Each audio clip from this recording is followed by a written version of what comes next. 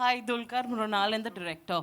The question is for you three because, of course, Sita Ramam being a Telugu film, and the way the trends that have been this year, that Telugu films have been such huge hits, and then we hear that you all were not a little confident about doing the film in Hindi.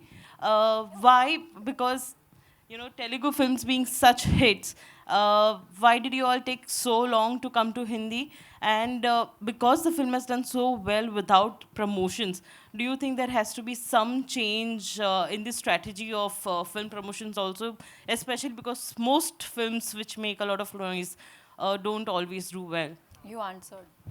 So, now I want you to No, answer. I think it's especially when you do a film like this in multiple languages, uh, it's a bit difficult to plan the release unless it's a very big film, and then like an RRR is coming, everybody will make way for it. It's like a big ship is coming and all the little boats get out of the way.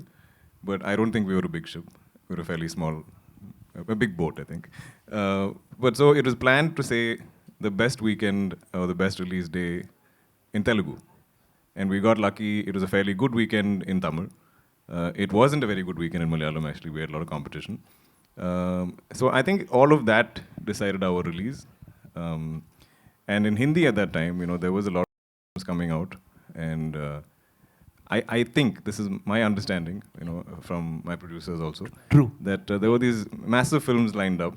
And we didn't know if we would even get a chance to breathe. You can't come and release and maybe not get screens. I've experienced things like that. There's been many times when my films have released, but you don't get screens, you don't get good show timings and things like that, because there are sometimes a bigger, more exciting film out there that audiences want to see.